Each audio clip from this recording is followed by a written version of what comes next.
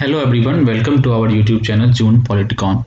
तो लिबर्टी वाले सेक्शन में हम लोग सबसे लास्ट सेक्शन में आ चुके हैं, जिसमें हम लोग चार चीज़ों का डिस्कशन करेंगे। सबसे पहले कि insufficiency of negative liberty, Charles Taylor. फिर हम लोग डिस्कस करेंगे freedom as a triadic relation, Gerald MacCallum का जो कॉन्सेप्ट था। और जो तीसरा है कि लिबर्टी एंड इक्वलिटी जो है के बीच में क्या रिलेशनशिप है। और फिर liberty and equality as a complementary relationship. ठीक है, तो हम लोग सबसे पहले चलते हैं insufficiency of negative liberty, Charles Taylor का। Charles Taylor points out why negative liberty may be a necessary prerequisite but not a sufficient condition of for freedom. Taylor discusses the two types of liberty as the opportunity concept of freedom, negative liberty, and as the exercise concept of freedom, that is positive liberty.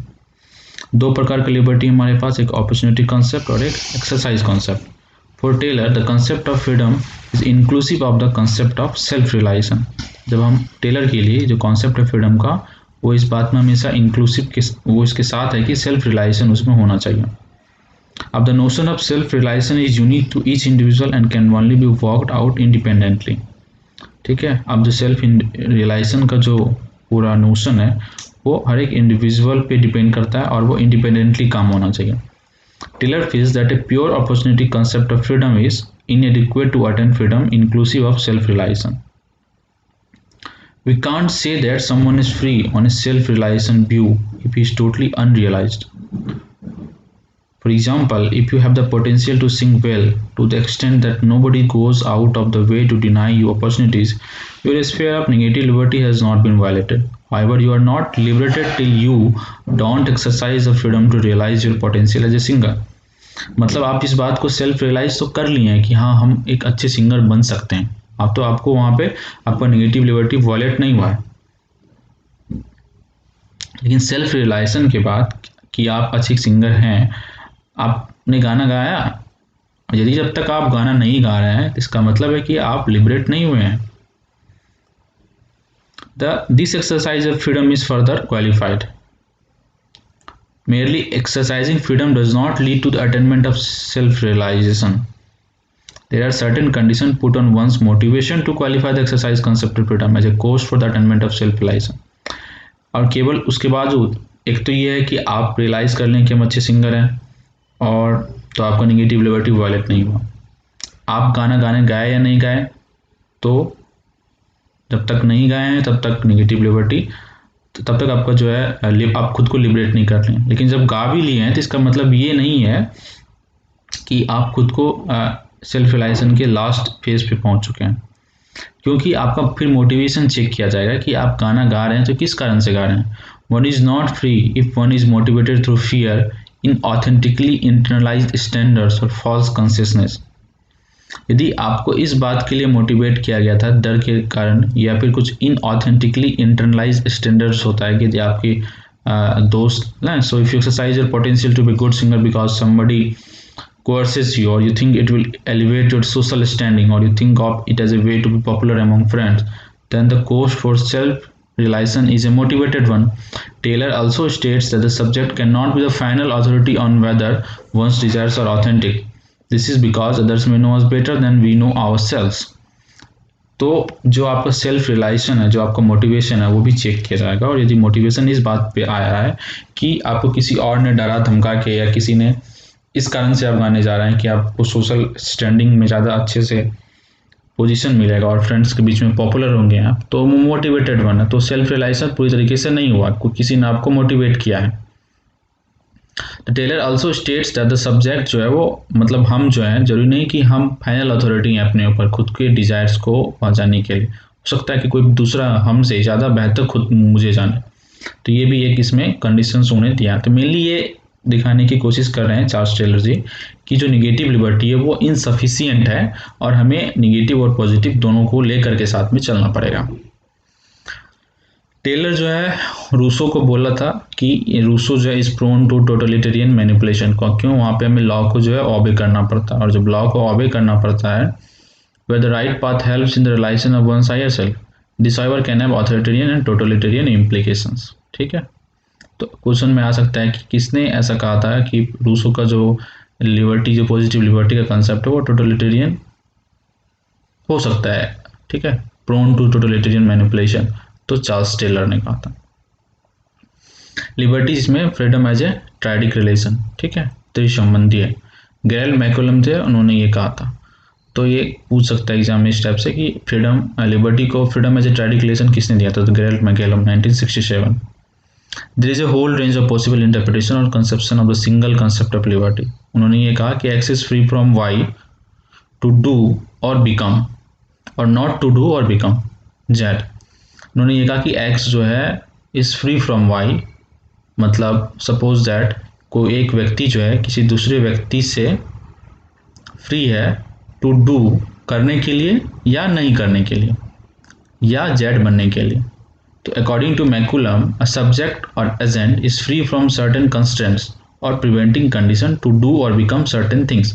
तीन चीज़ें, हम कोई चीज़ को हमको करने के लिए free हैं, कोई कंस्ट्रेंट्स अवेलेबल नहीं है या कोई प्रिवेंटिंग कंडीशन नहीं है कोई तीसरी चीज़ बनने के लिए। तो यहाँ क्या है, एक व्यक्ति को निगेटिव लिबर्टी भी चाहिए और व्यक्ति को फिर पॉजिटिव लिबर्टी भी चाहिए, मतलब हमें कॉन्स्टेंट्स नहीं चाहिए, तो यहाँ निगेटिव लिबर्टी है। और जब वो एक बार मिल गया तो हमें एक ऐसे कंडीशंस अवेलेबल होनी चाहिए ताकि यानी स्टेट आएगा, पॉजिटिव लिबर्टी वहाँ होगा, इंटरफेयर करेगा, मेटेरियल कंडीशन अवेलेबल कराएगा और फिर हम जेड बन सकते हैं। तो freedom as a triadic relation में तीन चीज़ है, एजेंट है, सर्टेन प्रिवेंटिंग कंडीशंस है एंड सर्टेन डूइंग्स और becomings of the agent. Okay, ये इसमें मेन था। उन्होंने ये कहा मैकुलम ने कि लॉक को एग्जाम्पल ले लेते हैं। For example is normally thought of as the father of classical liberalism. Locke को फादर ऑफ क्लासिकल लिबरलिज्म कहते हैं। And the staunch defender of the negative concept of freedom. He indeed states expressly that liberty is to be free from restraint and violence from others, but he also says that liberty is not to be confused with license and can be exercised only within a moral framework। पिछले videos में मैंने कहा था जिस प्रकार से आपको कि लॉक ने ये कहा कि जो लिबर्टी एक्सरसाइज होगा वो मोरल फ्रेमवर्क के अंदर होगा। तो उन्होंने तो ये कहा कि liberty free from restaurant and violence from others. उन्होंने ये भी कहा कि लिबर्टी कोई लाइसेंस नहीं है और वो मोरल फ्रेमवर्क के अंदर काम होना चाहिए। तो यहाँ लॉक को हम निगेटिव लिबर्टी भी देख सकते हैं और पॉजिटिव लिबर्टी के रूप में भी देख सकते हैं। तो इसे मैकुलम ने कहा है कि क्लासिकल ऑथर जो है cannot be placed unequivocally in one और other of the two camps. ना ही उसको हम निगेटिव में डाल सकते हैं और ना ही पॉजिटिव में डाल सकते हैं। गैरल मैकुलम ने कहा, मैंने नहीं कहा। फिर हम लोग चलते हैं नेक्स्ट लास्ट पे, liberty and other concepts. Liberty and equality. अब यहाँ पे लिबर्टी को समझने जाएंगे, इक्वलिटी को समझने जाएंगे, दोनों में क्या रिलेशनशिप्स है।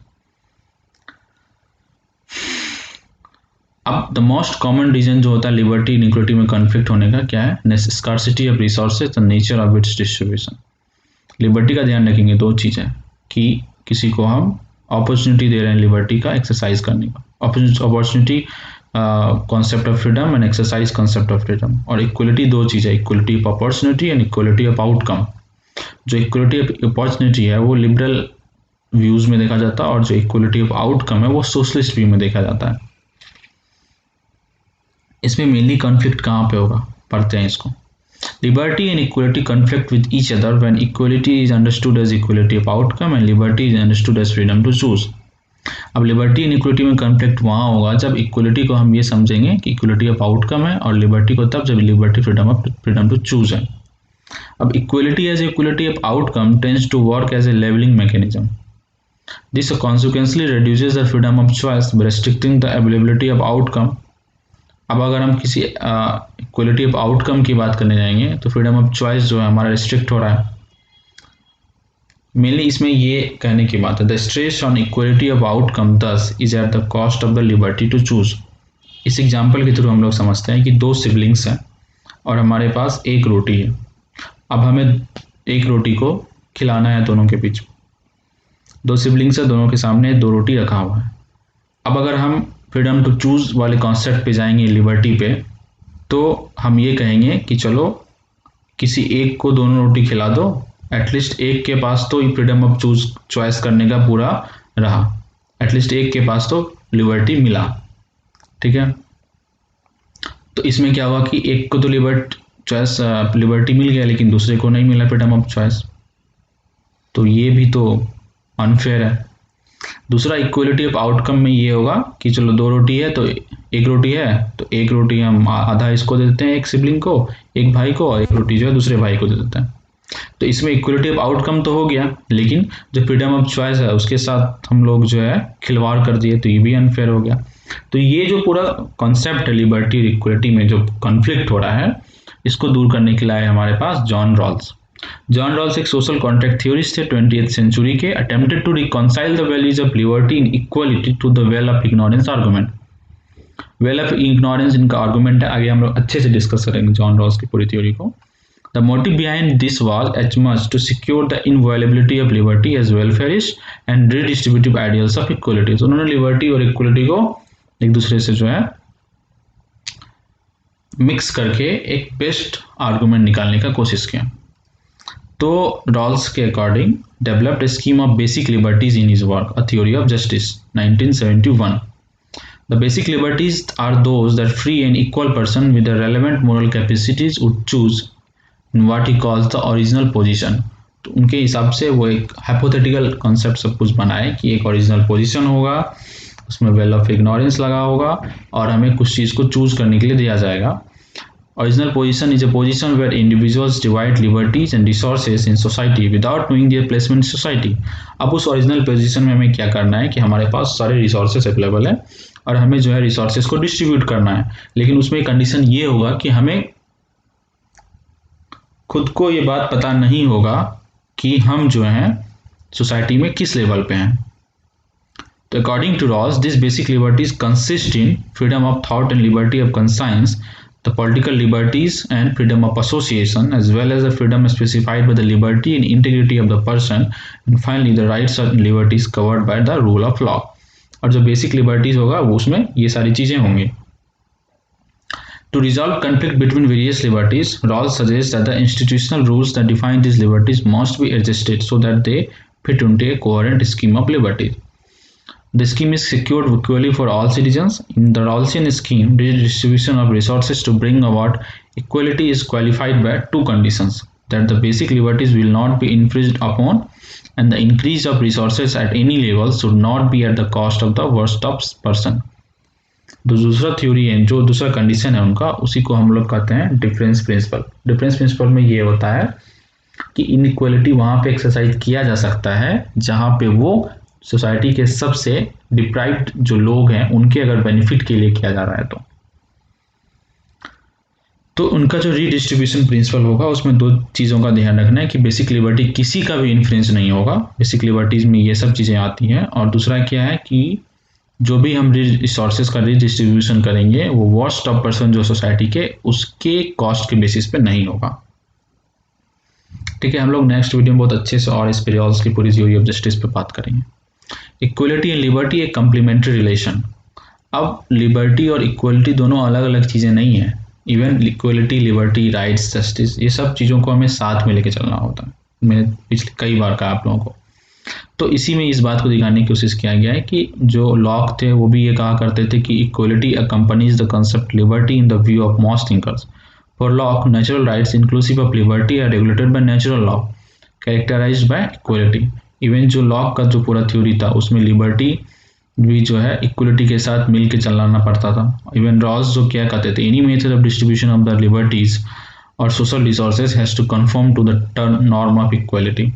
रॉल्स भी ये कहते थे कि बहुत सारे जो लिबर्टीज जो होते हैं वो हमेशा, और जो सोशल रिसोर्सेज का डिस्ट्रीब्यूशन होगा वो इक्वलिटी के नॉर्म्स को ध्यान में रख करके होगा। लेकिन बहुत सारे ऐसे भी थिंक करते थे, जैसे लॉर्ड एक्टन, वो ये कहा करते थे कि liberty and equality are antithetical in nature, कि दोनों एक दूसरे के जो है कंट्रास्ट में रहते हैं हमेशा और कभी भी एक दूसरे को कम्प्लीमेंट नहीं कर पाएंगे। तो लेकिन ऐसे भी थिंक करते हैं जिन्होंने बोला कम्प्लीमेंट कर पाते हैं, लाइक लॉक या फिर आपको रॉल्स। तो ये कोई लिबर्टी के सपोर्टर होते हैं और कोई इक्वलिटी के सपोर्टर होते हैं। इस बात का हमेशा ध्यान रखिएगा, जो इक्वलिटी के सपोर्टर होंगे वो लिबर्टी में पॉजिटिव लिबर्टी के सपोर्टर होंगे, और जो केवल लिबर्टी के सपोर्टर होंगे और इक्वलिटी के नहीं होंगे वो लिबर्टी में फिर नेगेटिव लिबर्टी के सपोर्टर होंगे। Okay, thank you. तो इसी के साथ ये लिबर्टी वाला सेक्शन यहाँ पे चैप्टर खत्म होता है।